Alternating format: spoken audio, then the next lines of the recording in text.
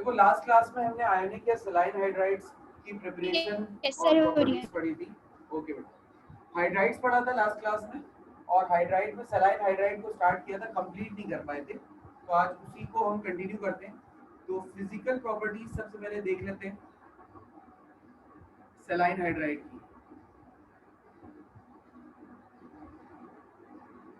Saline hydride होते हैं, इनकी फिजिकल प्रॉपर्टीज क्या होती है?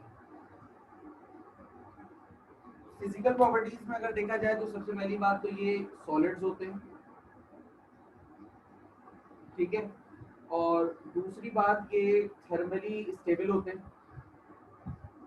अच्छा, ये थर्मली स्टेबल का क्या मतलब है? थर्मली स्टेबल का मतलब ये है कि अगर आप इनको हीट करें तो ये उस हीट को बर्दाश्त करते हैं। बहुत सारी चीजें ऐसी होती है ना, जैसे हीट किया कोई चीज जल गई, किसी चीज को हीट किया वो डिकम्पोज हो गई, तो ये हीट को बर्दाश्त करते हैं। अच्छा, कोई चीज अगर मैं कहता हूँ थर्मली स्टेबल, तो कोई उसका ये मतलब ना समझे कि उसको कितना भी हीट करते रहो उसके ऊपर कोई फर्क ही नहीं पड़ेगा। ऐसा पॉसिबल नहीं है।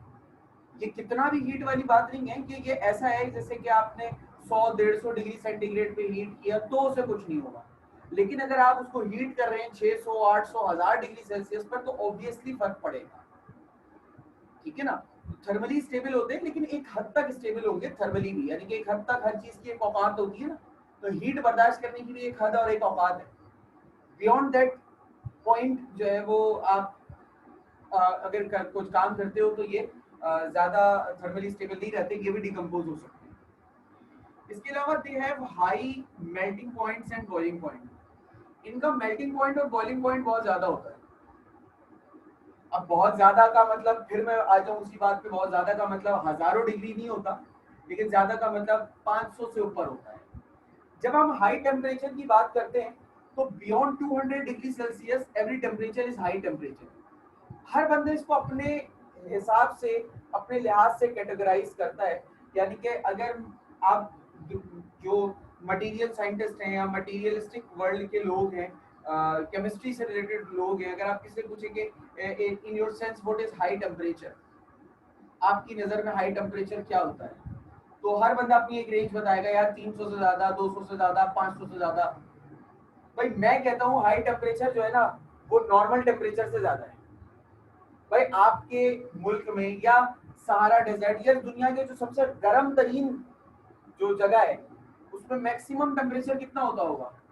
60, 50, 50-60 के बीच ही होता होगा ना, 50-60 डिग्री सेल्सियस, क्योंकि इससे ज्यादा टेम्परेचर तो पूरी दुनिया में कहीं होता ही नहीं है। मैं समझता हूँ कि इस टेम्परेचर से ज्यादा जो टेम्परेचर है वो हाई है, चाहे वो 65 हो, 70 हो, 75 हो, 80 हो, वो हाई टेम्परेचर है, मैं समझता हूँ। लेकिन जब सर ब्लर मटीरियल्स हो की रहा बात, फोकस करेगा बेटा, रुक जाओ। मटीरियल्स की जब हम बात करते हैं तो मटीरियल्स की सूरत में ये सिलसिला जो है ना थोड़ा सा अलग हो जाता है, अलहदा हो जाता है। मटीरियल्स की सूरत जाओगे तो मटीरियल्स की सूरत में ये सिलसिला थोड़ा सा अलग हो जाता है, क्योंकि मटेरियल की सेंस में अमूमी तौर पर हम 200 से ज्यादा डिग्री सेल्सियस का जो टेम्परेचर होता है उसी को हाई टेम्परेचर कंसीडर करते हैं मटेरियल्स की टर्मिनोलॉजी में। अब अपार्ट फ्रॉम मटेरियल जो है, यहाँ पर हमारे पास मल्टीपल चीजें होती हैं। क्लियर है सर। ओके, ठीक है भाई, तो ये आ गया आपके पास मेल्टिंग पॉइंट, बॉइलिंग पॉइंट का सिलसिला। इसके बाद ये हाइड्राइड सॉल्युबल इन वाटर होते हैं, यानी कि इनको पानी में हम डिसॉल्व कर सकते हैं।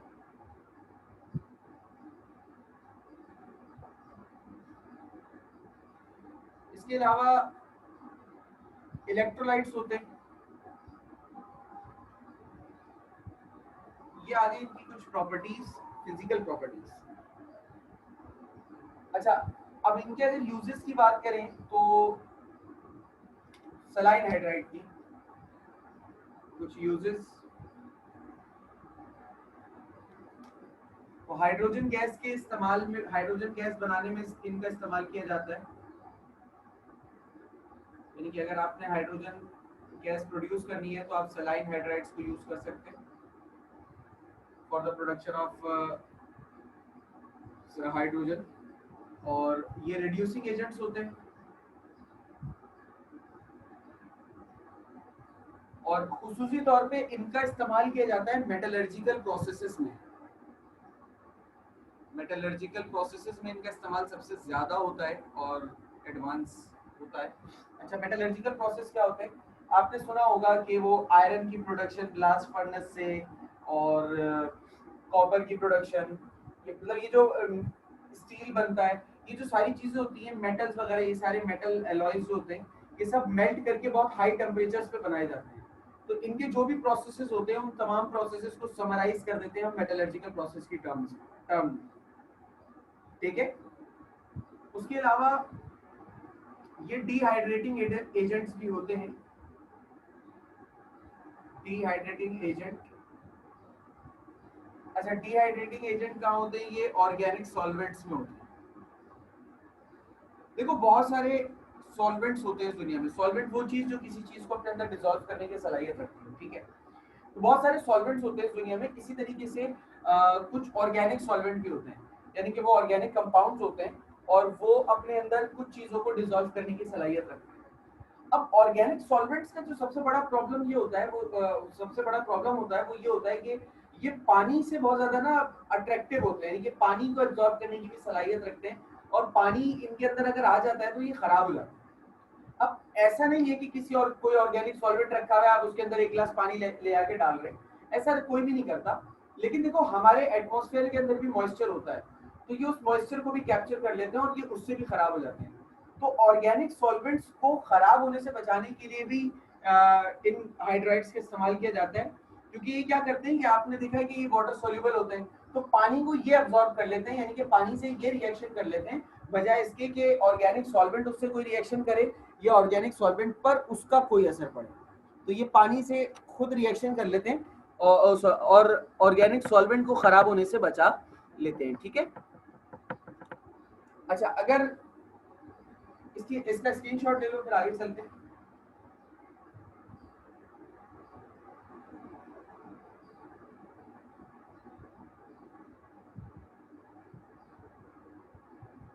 स्क्रीनशॉट लो बेटा, ले लिया? ले लिया सर। ले लिया सर। आओ ना।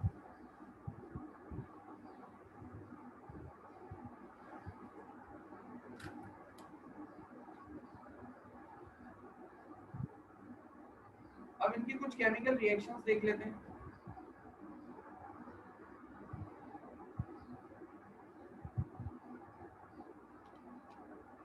तो पहला तो आ गया हमारे पास रिएक्शन विद वाटर। अगर सेलाइन हाइड्राइड का रिएक्शन वाटर के साथ करवाया जाए तो क्या नतीजा आपके सामने आएगा, जरा इसके ऊपर नजर डालते हैं।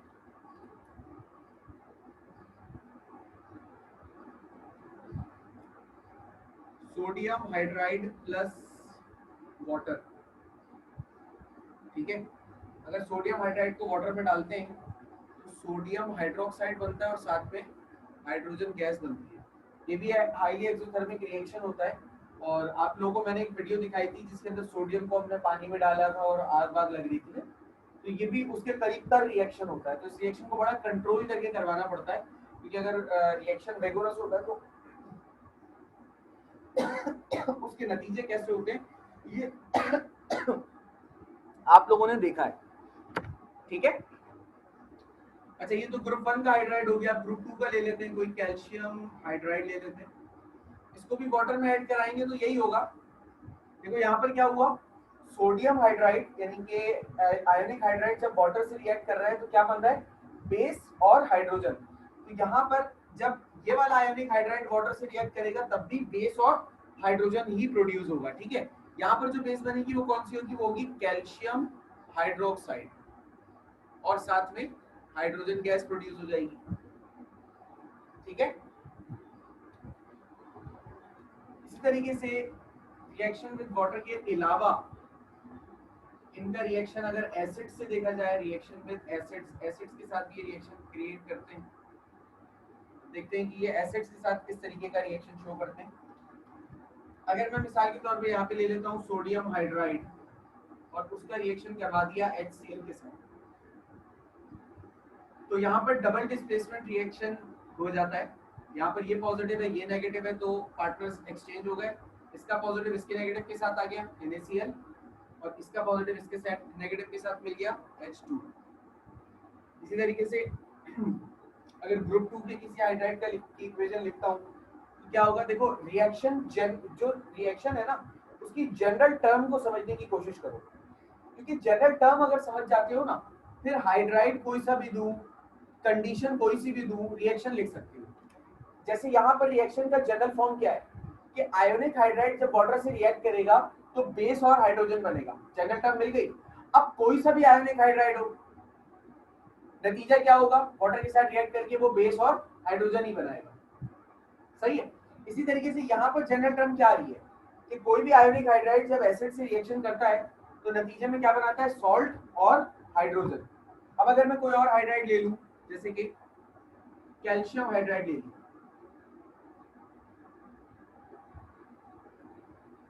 इसका पॉजिटिव इसके नेगेटिव के साथ गया, क्या बना, CaCl2। इसका पॉजिटिव इसके नेगेटिव के साथ आया, ये क्या बन गया, 2H2। ठीक है, बात समझ में आई? जी सर। कोई सवाल या कंफ्यूजन इसमें?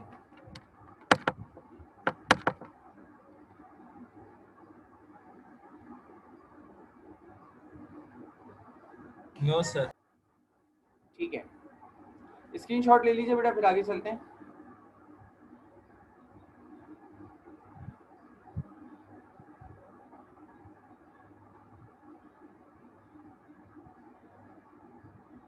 सर ले लिया।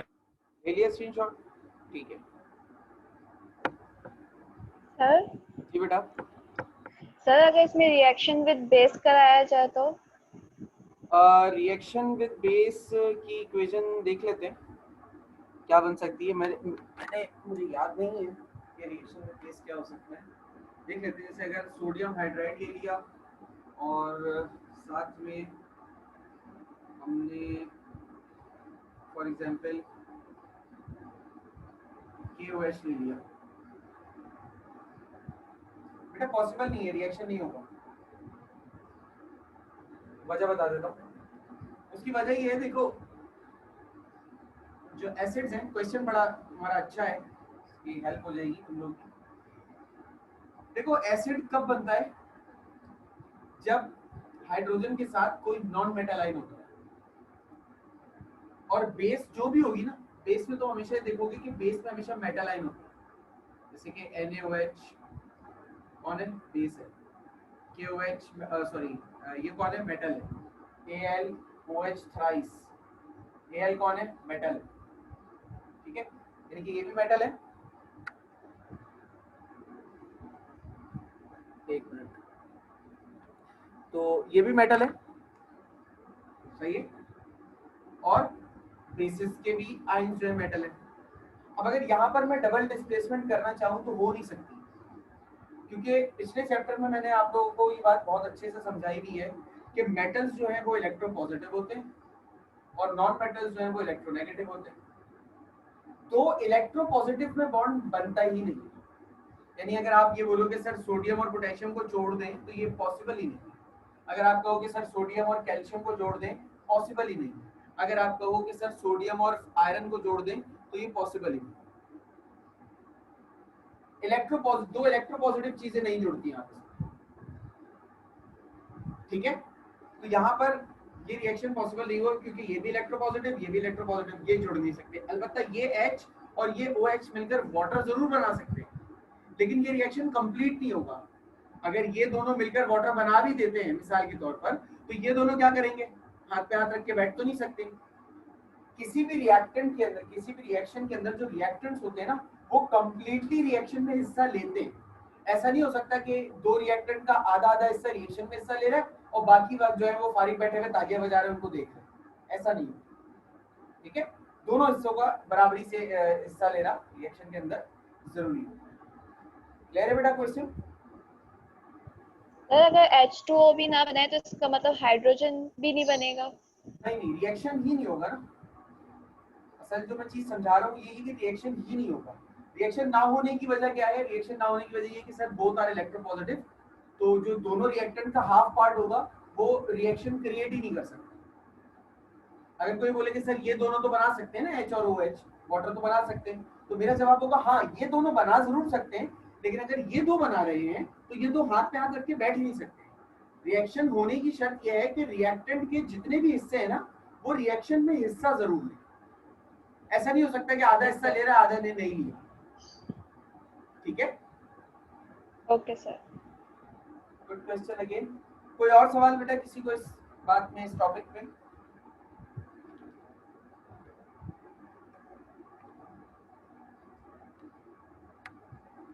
है तो पूछ लीजिए वरना आगे चलूं।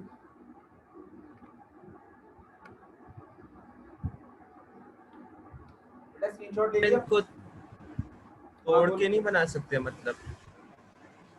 इनको तोड़ के नहीं बना सकते का मतलब लाइक जैसे इन दोनों को मैं अलग अलग NaHA तोड़ दूं, जी इन दोनों को मैं अलग अलग तोड़ दूं, उसके बाद इनको मिलाऊं, ऐसा कह रहे हो? सर नहीं, जैसे NaHA उसको अगर हम तोड़ना चाहें तो उससे भी तो, वो भी तो एक केमिकल रिएक्शन ही कराएगा ना। मतलब NaH को मैं तोड़ना चाहूं, थर्मल डिकम्पोजिशन कह रहे हो? जी, सोडियम अलग कर इलेक्ट्रिसिटी दूं, हाइड्रोजन अलग कर दूं। जी। हाँ वो तो केमिकल रिएक्शन कहलाएगा, बिल्कुल लिख सकते हैं, उसको कोई मसला नहीं, क्योंकि इलेक्ट्रोलाइट होता है, पानी में डालोगे, पानी में डाल के करंट पास करो, सोडियम अलग हाइड्रोजन अलग, ऐसा कर सकते हैं बिल्कुल। Okay sir. और कोई सवाल?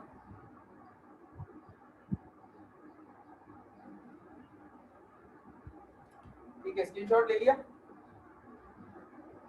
Yes sir. ठीक है, आगे चलते हैं।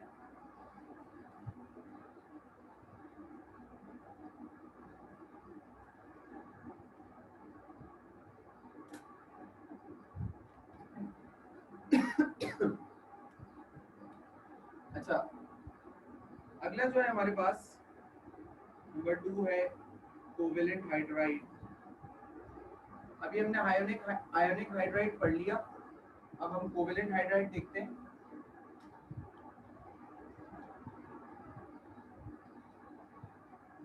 जो कोवेलेंट हाइड्राइड्स होते हैं, elements of group 3A till group 7 है।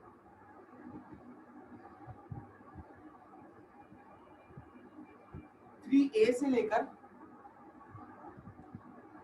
7A सर तक पीछे के, तो आप हाँ, पीछे तो आपने 4A लिखवाया था। 4, हाँ 3A की एक वजह है, बताता हूँ।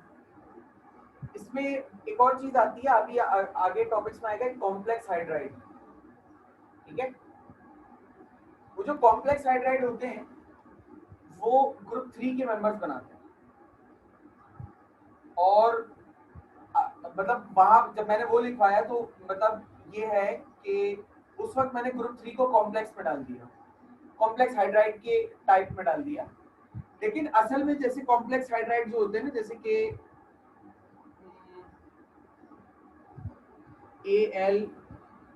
AlB4H इस तरीके से होता है वही।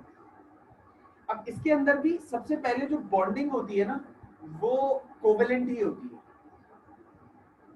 देन उसके बाद कोऑर्डिनेट कोवेलेंट होती है, तो इसलिए ये कॉम्प्लेक्स हाइड्राइड कहलाते हैं। इनको आप शामिल कर सकते हैं मेजरली, यानी कि अगर किताबों की बात करोगे तो बहुत सारी किताबों में आपको कोवेलेंट हाइड्राइड जो है वो ग्रुप 4 से ग्रुप 7 ही मिलेगा, और ग्रुप 3 जो है वो आपको कॉम्प्लेक्स में मिलेगा। लेकिन कुछ किताबों में आपको ग्रुप 3 कोवेलेंट हाइड्राइड में भी मिलेगा और कॉम्प्लेक्स हाइड्राइड में भी मिलेगा, यानी दोनों जगह होगा, इसलिए यहाँ पर उसको शामिल कर लिया, और कोई खास एज सच कोई वजह नहीं। ठीक है, जी सर। अच्छा, अब ग्रुप 3 के एलिमेंट्स, ग्रुप 4 के एलिमेंट्स, 5, 6 और 7 के एलिमेंट्स, ये तो आप लोग पीरियोडिक टेबल से भी देख सकते हैं। हम बात करते हैं इनकी प्रिपरेशन की, कि अगर मुझे ये हाइड्राइड प्रोड्यूस करने हैं तो मैं कैसे प्रोड्यूस कर सकता हूँ।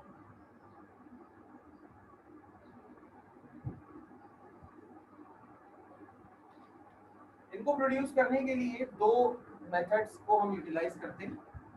पहला होता है बेटा डायरेक्ट कॉम्बिनेशन,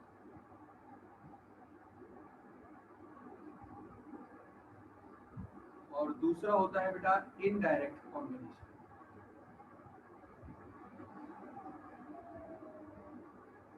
डायरेक्ट कॉम्बिनेशन और इनडायरेक्ट कॉम्बिनेशन।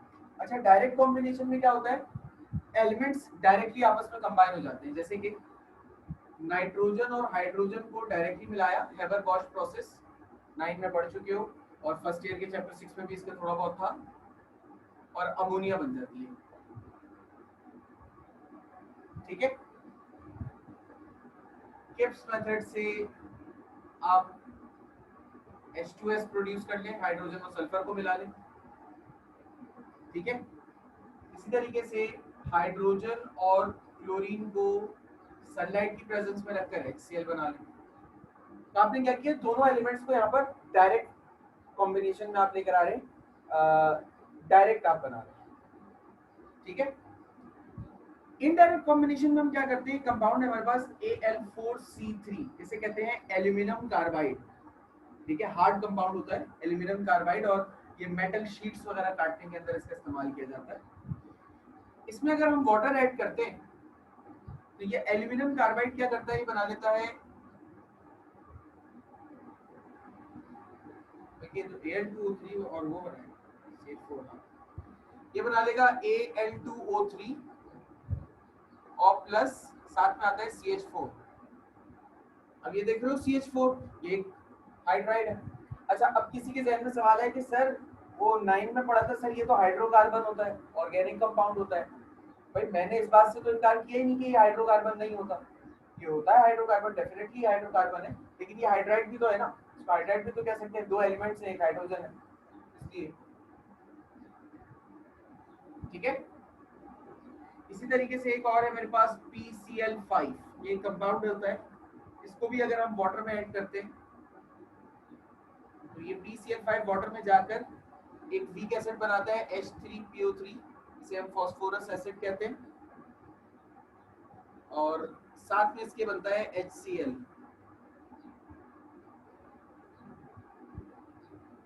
ठीक है, बात समझ में आई बेटा?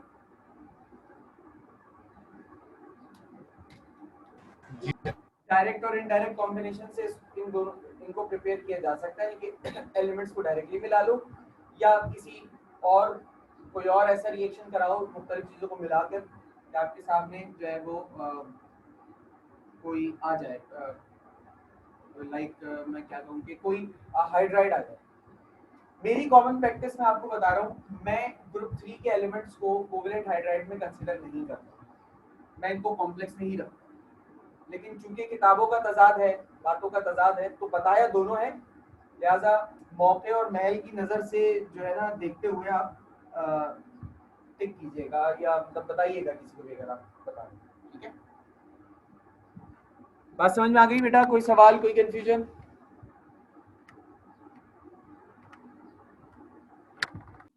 ठीक है, तो आज की बात यहीं तक, बाकी बात इंशाल्लाह आपसे अब अगली क्लास में होगी। नेक्स्ट क्लास में कोवेलेंट हाइड्राइड की प्रिपरेशन और प्रॉपर्टीज आप लोगों को पढ़ाऊंगा इंशाल्लाह। ठीक है, अल्लाह हाफिज़।